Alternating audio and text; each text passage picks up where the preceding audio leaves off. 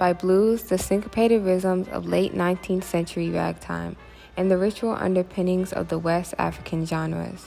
In addition, other elements that contributed to the creation of jazz was French Cajun, West African, Caribbean, and deep Southern cultures. Jazz was popular in the 19th century in New Orleans. The movement migrated to Chicago in the 1920s due to thick racial tension. Chicago held great opportunities for musicians. Jazz first emerged from the South Side. It was initially created for the middle class and was introduced in black neighborhoods. Jazz started to become popular with the white population, moving to clubs where the music was played at to be segregated.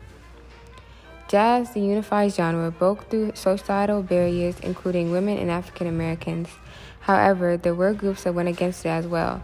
It led to a society free from segregation, and it brought people of different cultural backgrounds together through music. The Jazz Age took on a unifying effect. Following Reconstruction, there was a great migration of African Americans who were looking for work in northern cities. They read through newspapers and searched for job opportunities. From the South to the North, jazz music was spread, and during the Roaring '20s, people began going out for entertainment. African Americans discovered the job as being a musician. During the 18th century, black musicians began to challenge white people. They did so by bringing black and white communities together, which resembles a sense of equality between the two racial groups. The issue had been challenged previously because there were other black activists that voiced their opinions about how African Americans were being treated unfairly and unequally. Before the jazz period, there were other acts of racism, such as slavery. Tension between the North and South divided the country. Segregation was very much apparent in society at this time, meaning that African Americans didn't have the same rights as white people did.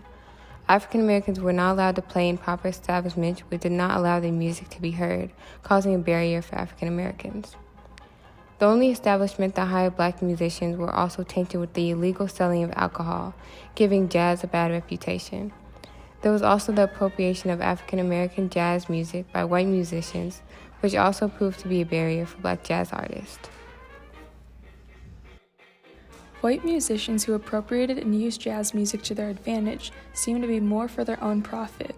They sold millions of music records across the United States, while African Americans weren't even allowed to record their music. Musicians made money off their records, and white people listening began to believe the idea that white men created jazz. Paul Whiteman appropriated the jazz style. Whiteman even went as far as to call himself the king of jazz, when he even knew that jazz came to America 300 years ago in chains, said Paul Whiteman. As white jazz grew in popularity, black jazz prospered as well, but not in the same numbers. Black jazz was sectioned into its group of listeners, with studios not allowing them to record their songs. Jazz allowed them to find comfort through music. The first jazz to receive recognition as a fine art was bebop, where it is mainly instrumental and was formed by serious black jazz musicians, who experimented with new ideas in the late-night jam sessions, says Wheaton. Bebop evolved in the 1940s and was said to be created by blacks in a way that whites could not copy. African American musicians wanted to help the communities, and they did so through music. The artists even formed groups and organizations in order to help people. One group, called the Association for the Advancement of Creative Musicians, helped young musicians by training them how to play a certain instrument and uplifting the public image of African American jazz to society. Jazz was made by the people as a place for hope. In order to advance in their reform, African Americans worked to change the reputation of jazz by making a new name for themselves. Anthony Braxton and Roscoe Mitchell worked for the children to help the next generation of black musical prodigies. A new organization was formed called the AACM that worked to improve the lives of African American children by teaching them how to play instruments and teaching them about having good character and high moral standards.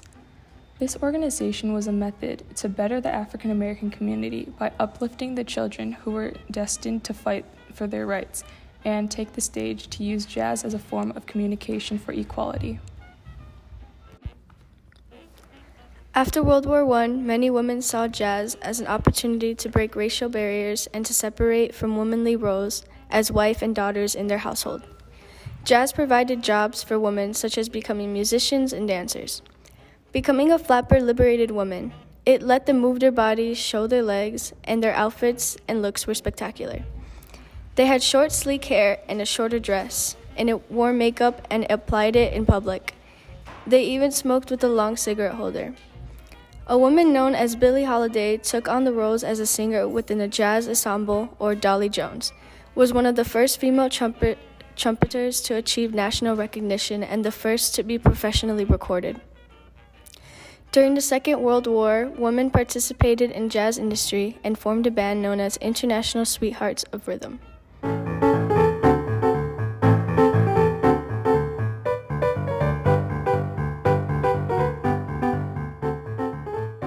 Society pushed back when social reform groups like the General Federation of Women's Club, an alliance between women's social and reform groups, went against jazz.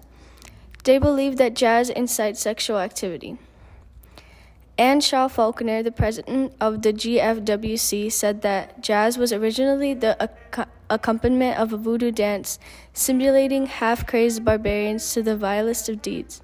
Jazz enticed women to be more sexual, show more skin, and dive into the world of sin in the eyes of older women.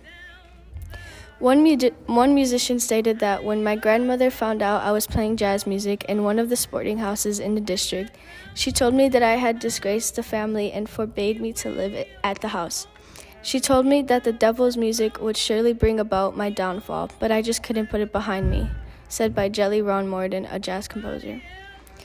Jazz was positive for African Americans and women because it was a movement towards equality. Jazz gained acceptance in America, which allowed black musicians to rise into the spotlight and to obtain fame, and soon they became the voice of Black America. Women gained rights from the 19th Amendment, where they were allowed to vote. The amendment was passed by Congress June 4, 1919, and ratified on August 18, 1920. Women were just given the right to vote, but they were still not being treated like equals. This helped women fight and push for equal rights. Jazz led to segregation being a lot less prominent after the Civil Rights Act of 1964. This allowed black people to share the same public establishments. Plus, it prohibited discrimination in public places, provided for the integration of schools and other public facilities, and made employment discrimination illegal. Martin Luther King was one of the main leaders of the Civil Rights Movement, which was the fight for African Americans to have equal rights and to end segregation. Jazz is still popular today, but just hidden in modern-day music. Freestyle rap parallels the improvisation of jazz musicians. Beyoncé, a well-known singer in the United States, has performed with jazz musicians. This gave the opportunity of jazz music to be spread throughout our country. Chicago continues to be the capital of jazz. It is heard in the streets, in the subway, and has become a part of the foundation and culture of Chicago. Jazz still tells the tale of African American ancestors. Though the harsh times of segregation appear to be over, society is still tainted by racism and hate.